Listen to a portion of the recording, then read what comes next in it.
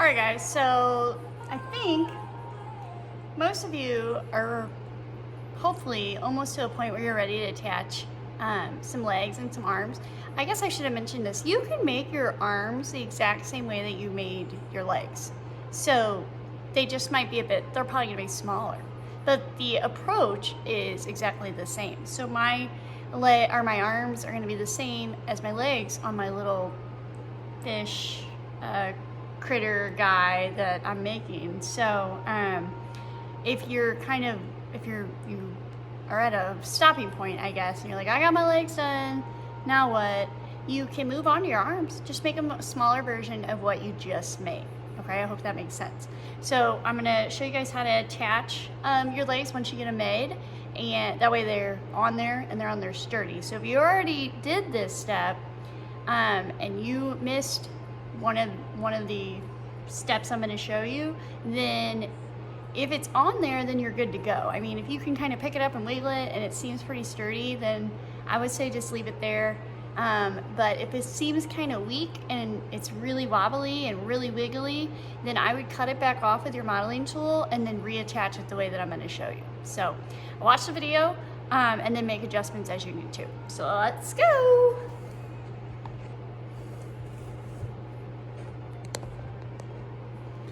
All right, so I got my little guy. I've lost my drawing. Don't know where it is. Here he is. So remember, he had that curved body. I got that situated. And remember I told you that I would probably just encourage you guys all to make your alien monster sitting down instead of standing. That can just be something that we learn on a different day because I don't know what resources you each have at your home, and that can get a little tricky. So we're just gonna go with our alien monster creatures sitting down. So what I'm gonna do is I first made a flat space where he's gonna be sitting. So just like you did with your pinch pot, just tap it until you get a level section. And then you're gonna take your legs. So I went with more of the dinosaur-y look because since mine is so cartoony, I thought that would be better than the bird legs that I had shown you guys. So that's what I ended up deciding. So I'm gonna kind of put these where I think they need to go. And it doesn't have to be super even, but I like to try to get it as even as possible. And then I'm gonna go ahead and I'm gonna kind of mark where this is going on the side here. So kind of like when you did your pinch pots and you combine them, we're just going to kind of mark where they're going to be touching. And then what I'm going to do is I'm going to cut this coil at an angle. Especially if this is really thick. You know, if this is 1 inch or 2 inches, you definitely need to cut it because then you'll lose some of that thickness in that clay. So you guys are going to have your modeling tool. Remember, you can use a knife, you know, if you have one and your mom and dad don't care if you use it. Might make it a little easier. Or if you have an X-Acto knife or a box cutter or anything like that. So that's the first one.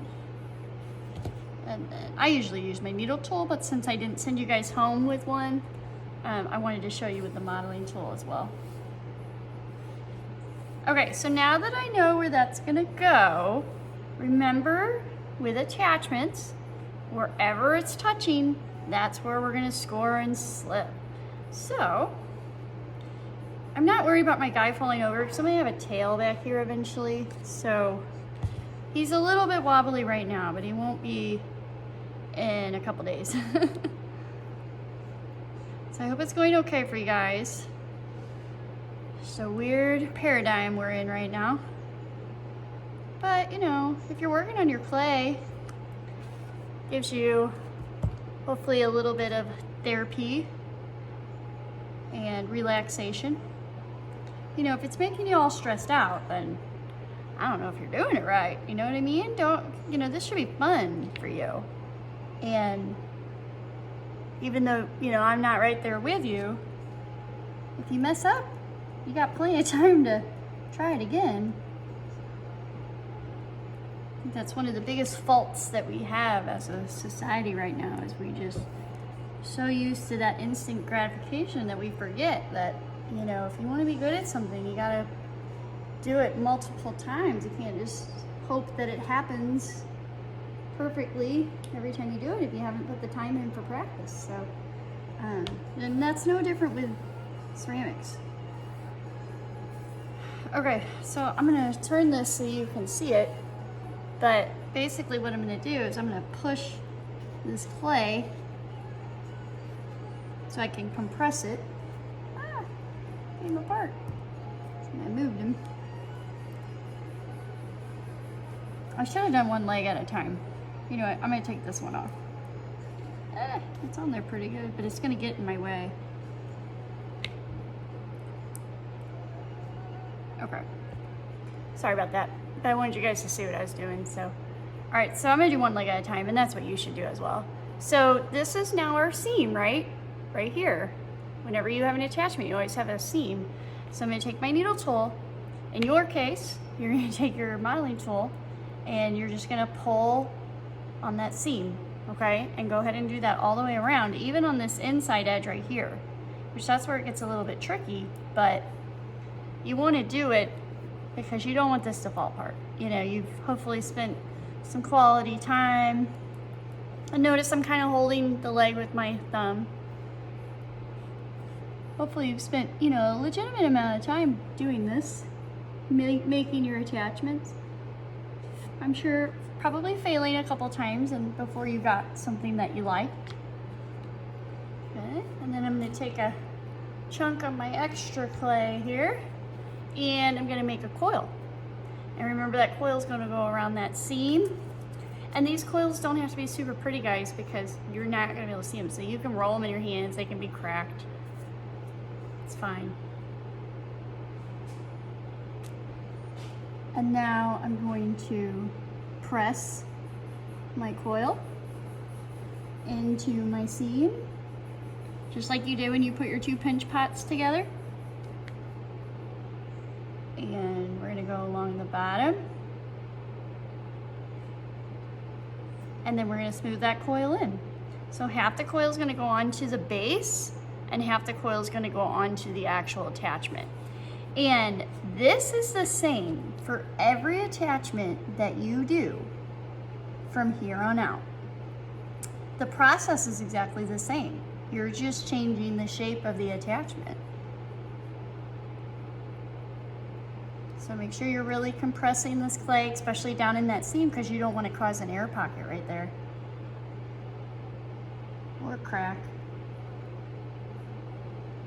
Which cracks are just, you know, it's a casualty of the ceramic world, unfortunately. Even artists that have been doing this their entire lives sometimes get cracks.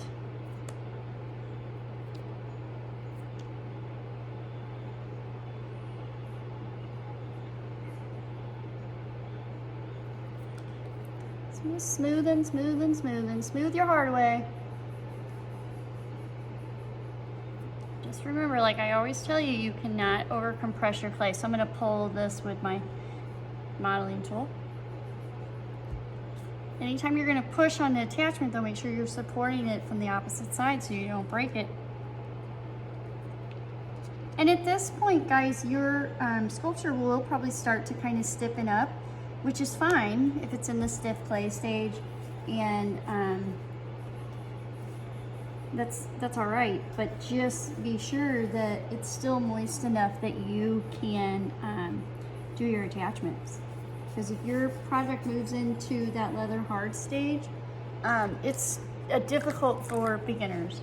You know, if you've been doing ceramics for a really long time, you can get away with doing attachments at the leather hard stage, but you guys tend to, and I'm kind of grouping you all together, but you tend to let your clay get too dry and then it just doesn't work. All right, so I'm gonna attach my other leg before I go messing with kind of the shape of everything. Because that way you guys can see what I do. Because I don't really like this space right here, and I don't really like this part, I don't think. So I'm gonna change that a little bit.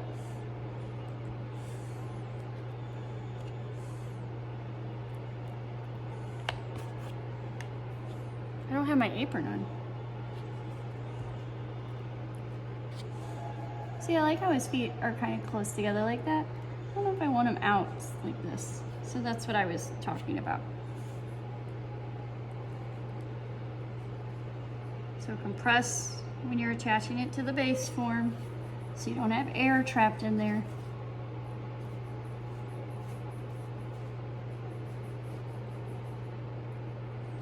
Okay. Where it gets a little tricky, so make sure you're kind of supporting these. I'm gonna score my seam.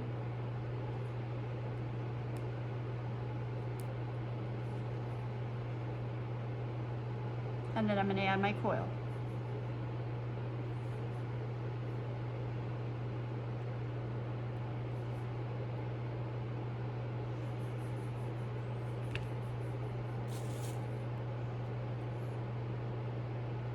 I've only gotten a couple pictures from you guys, so maybe you're putting them in your portfolio. I haven't checked that spot yet, but you know, if you want me to check in on your work, send me a picture through email,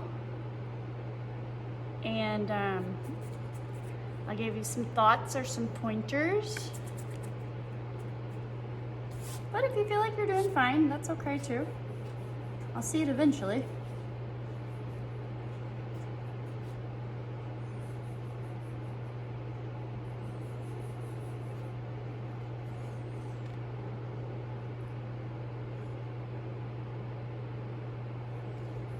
I did have to go to an appointment last night, and it was very eerie out there as people are trying to be respectful and follow kind of protocol and staying in their staying home or going straight home after work, which is good because the more that we follow that, then the faster that this will be over and the quicker we can get back to normal. It's weird not seeing you guys every day.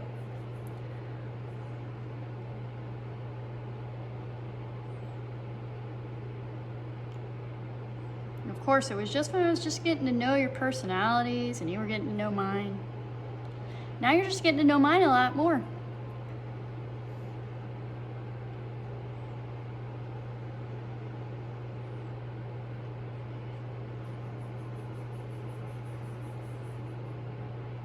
I've been thinking about getting a dog. Maybe I should have done that. Keep myself company.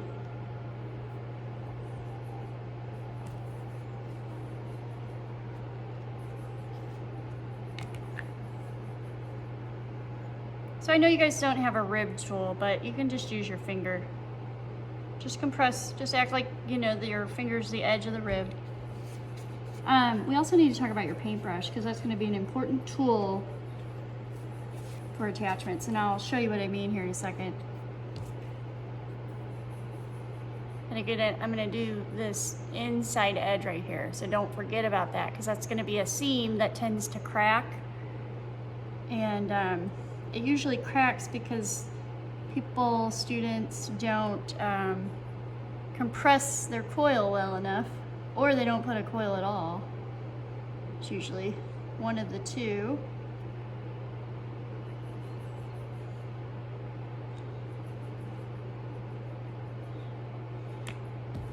Okay, so I can't get my sponge down in that joint area between the leg and the body. So this is where your paintbrush works really well. You guys have bigger ones that will work even better, but I have a little jar of water here, so I'm just gonna go in with my paintbrush and I'm gonna clean this all up. And I feel like students forget about their paintbrush, and their paintbrush is kind of like a secret weapon. It gets into those tight, small areas like my toes, you know, that your fingers are too big. Your sponge is too big, your rib is too big, all that stuff's too big, but your paintbrush isn't. Even though you guys have a bigger one than I do, that I gave you, it's still small enough to be effective. So just go around, check the bottom A lot of people forget about the bottom of their forms, but to me, it's just as important.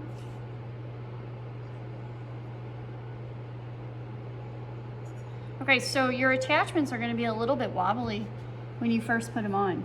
So make sure that they have, you know, support. Now, if we would have made this stand, we would have had a whole lot more problems, but because he's sitting, it's gonna be just fine.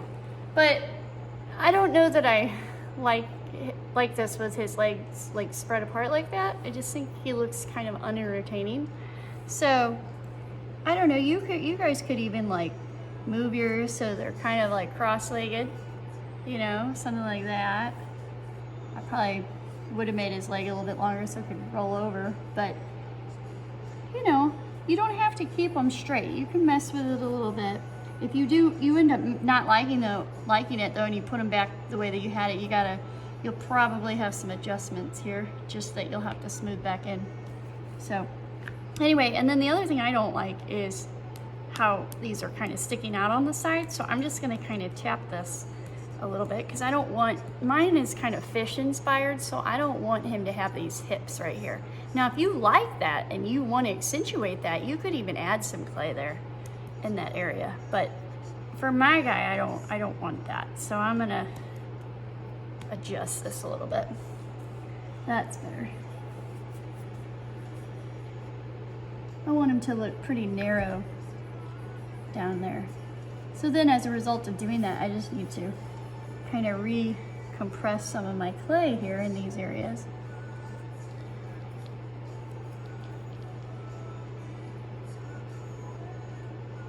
It's kind of nice, you know, these videos, because in class I don't ever go all the way through the process. And this way, you get to see it all the way through. Because you know, you can work while you have these rolling. You can pause them when you need to. So that's nice. I mean, it's no different than what I usually do. It's just not all of you watch them because not all of you are gone.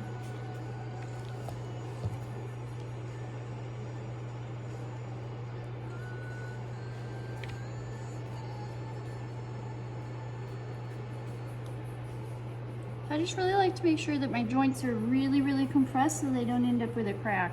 And I think eventually I might come back in and kind of do something right in here, but this clay is just too wet right now, so I gotta leave it alone, which sometimes gets a little bit hard, guys, but you gotta know when to let your clay set up, and at the moment, that's what needs to happen with mine. Eventually I'll go back in and I'll do the subtractive process, and I'm gonna take some of this clay out right here so you can see kind of that narrowness, but at the moment, it kind of needs to set up before I can do that. So that's what we're gonna let happen. Eventually, I will put some arms on this guy, but like I told you at the beginning of the video, I'm gonna make his arms just miniature versions of his legs, and they'll be right in this area, and I will attach it the exact same way that I did these legs. So you can either go ahead and move forward and go ahead and give that a shot, or you can wait until I do the arm lesson. Totally your call. Either way is fine with me. This lesson will be the last one because next week you guys are on spring break. So I will not post anything after today until we come back from spring break, okay?